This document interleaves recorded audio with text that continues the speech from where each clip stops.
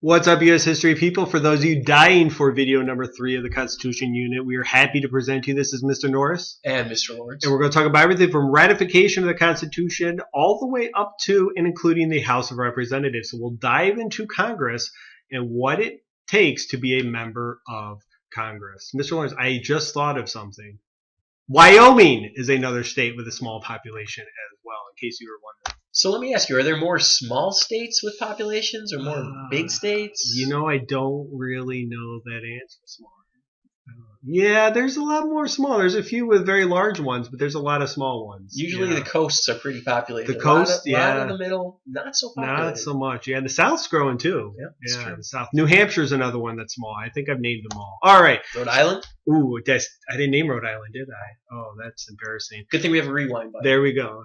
So let's talk about the ratification of the Constitution. But before we do, we need to understand what the heck does the term ratify mean? Tell us, Mr. Lawrence, what is this a fancy word for? Well, it's really approving or accepting. So the idea of ratification was in the Constitution, saying states must formally approve or accept the new Constitution for it to go into law and to bounce the Articles of Confederation out. And how many of them did it take in order for it to be officially ratified? Well, it's going to take 9 out of 13 states, so a little different than the Articles of Confederation, which everyone had to agree, right, for something to happen? Absolutely. In order to amend or change it, it took all the states. Now, it is only 9 out of 13. Okay, so let's talk about two different groups that emerge when the Constitution is going through its ratification process. And the first group are called Federalists. And we see the word federal there. And when we're talking about federal government, we're talking about a national government, and usually a strong one. So Federalists were those that supported the Constitution and a strong national government. And the main reasons they argued for ratification of the Constitution, the first one is there was a need for a strong central government. This idea that there are certain things that the federal government can do well that the Articles of Confederation did not. Another one is to promote national unification. Again, under the Articles, we saw each state was kind of its own separate government as opposed to a national government. And there was also this fear of mob rule. And that's something we'll talk about more when we get to the Electoral College. So wait, you're telling me that some founders actually feared democracy? I am absolutely telling you that. There were some that did, and they set up certain safeguards, which we'll explore, that kept the majority of people from actually being directly involved in government. Interesting. Yeah. All right, so who are some of these major leaders or people we need to know who kind of start this Federalist movement, people who supported the new Constitution? And the guy you see here is the guy that you see on your $10 bill, and this is... Alexander Hamilton. That is correct. He has some interesting, unique stories about Alexander Hamilton. We'll talk more about in the upcoming units, but Alexander Hamilton kind of become the face of this Federalist group. My favorite thing about Alexander Hamilton, Mr. Lawrence, is that rap video, the Alexander Hamilton rap video. Ooh. Yeah, that's a good one. The guy spitting rhymes at the White House about Alexander Hamilton. How often do you see that, huh? Very rare. Who is this guy? That is James Madison and John Jay. So all three of these gentlemen together create something known as the Federalist Papers. These become essays that are written and published at the time period to really promote the acceptance of the new Constitution, or really reasons why the new Constitution needs to be accepted and why we need a new, stronger federal government. Very important to definitely know the Federalist Papers. Those are written to gain support for the Constitution, as Mr. Lawrence just said. Now, there were some people that opposed the Constitution, and these were known as Anti-federalists. So why are they opposing it? Well, there's this fear that states would give up their power, and they wanted to keep power with the states. And they also feared that a strong government will abuse its power. Think back to King George III, KG3, and how he abused his power.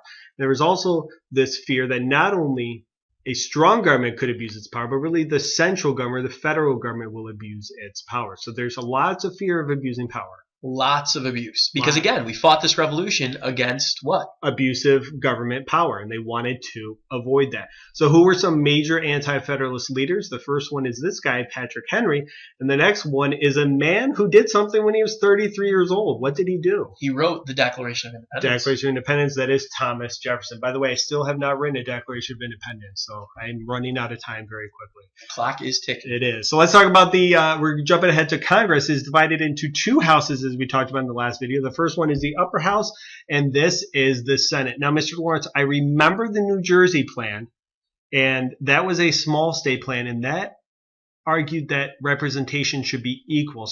So is the Senate an accurate representation of the New Jersey plan?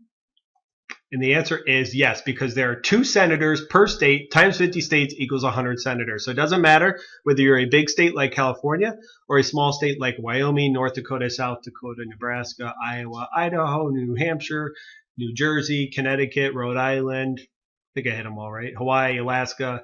Yeah, I killed that joke. Sorry, guys. So the number of years that senators serve, they serve 6 years. And they are currently elected by the people. When you turn 18, you can vote for your senator. However, that is not how they originally were elected. And that was changed with the 17th Amendment. And the way I remember the 17th Amendment is if you spell 17, it starts with S-E. Senators start with S-E as well. So, Mr. Lawrence, tell us about how they used to be elected. By the way, who are these 2 people here? These are our 2 senators from the state of New York. There's Senator Chuck Schumer at the top and Senator Kirsten Gillibrand at the bottom. So how were senators elected prior to what amendment? 17th Amendment. The 17th Amendment. They were elected through state legislatures. So again, this is an example of how the founders kind of put in not so direct democracy. They made the democracy kind of in the hands of more of the elites, like the state legislature. So this is something we'll talk more about, where power slowly starts to come more to the people as our history progresses.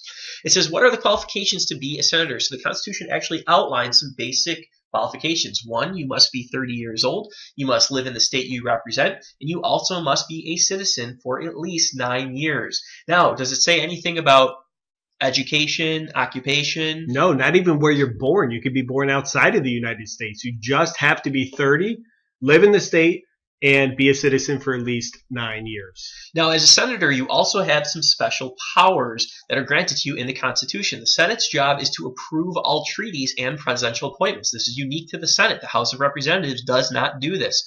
Also, you act as a jury in a trial of impeachment. So again, very unique. Also, we'll see that senators are given the ability to really debate and talk as long as they want to. Things like a filibuster we'll talk about later on that exist and given power to the Senate that are not given to the House of Representatives. I remember hearing in high school about was a Strom Thurmond who read the phone book for like 24 hours or something like that to delay a bill. Yes, some very unique ways that senators have taken part in filibusters to really extend them as long as possible, reading the encyclopedia, doing all these kinds of interesting techniques. Man, you thought school was boring. Wait till we break out the phone book one day in class and see how fun that is, huh? Do they even make phone books anymore? I don't know. I think I have a couple on my porch. I'm not sure.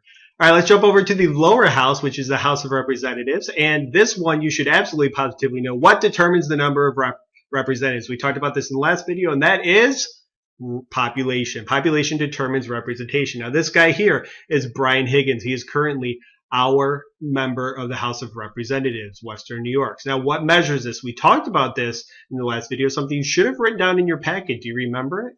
I hope you do. It is called a census, and it is taken every 10 years, every year that ends with a 0. And the reason we have a census is to make sure that each state is represented correctly in the House of Representatives. So what is the term of office for the House of Representatives, for a member of the House? Well, in the Senate, it's 6 years. In the House, it is 2 years. So every 2 years, every even year, Brian Higgins is running for Congress if he wants to. It's only a 2-year term. So let's talk about the qualifications to be a member here. All right, so our qualifications are a little different. You must be at least 25 years old. You must live in the state you represent, and you also must be a citizen of the United States for at least 7 years. So a little less of a requirement than the Senate. So it's important to realize that there's differences here between the Senate and the House of Representatives. If you are elected as a senator, your job is to represent your state within this federal system, the idea of federalism we talked about. If you're a member of the House of Representatives, your job is to represent the people within your district. That's why you're elected every 2 years, because you're constantly up for re-election. You have to be paying attention to what your citizens or what your people want, your constituents want back in your home district. So it's a little different, and the founders set this up on purpose. We see more of a direct democratic role within the House than with the Senate. Definitely more accountability to the people for the House of Representatives than the Senate. Now let's talk about some special powers and responsibilities. They can impeach federal judges and presidents. Now it's important. We'll talk a lot about impeachment throughout the year. It does not mean that you are removed from office. It simply means that you are going to be put on trial or you have charges brought against you. Now there are 2 presidents in United States history have been impeached. Neither one of them had been removed. Who are these two guys, Mr. Lawrence? Well, on the left, we see former President Bill Clinton, and on the right, we see former President Andrew Johnson. And we will talk about why each one of them was impeached throughout the year. And the other thing that the House, the special power of the House, is the ability to introduce tax bills. So anything dealing with money has to originate in the House of Representatives, not the Senate. So again, ladies and gentlemen, this is very important to remember that the House of Representatives represents the people. And again, the founders put taxes, the power to tax, within the hands of the people because what was one of the major causes of the revolution? Taxes. That's right, and feeling that the people didn't have a say within taxes. So this No system representation. is set to prevent it. No taxation without representation. All right, so that is it for video number 3. If you will flip again, as we always do, to your video question response sheet and answer the following question. Why did Federalists support a strong central government? Why did Anti-federalists support a weak central government? And as always, guys, answer it in at least 3 sentences, please. Thank you very much. If you have questions, write them down. We will go over them in class, and have a good day.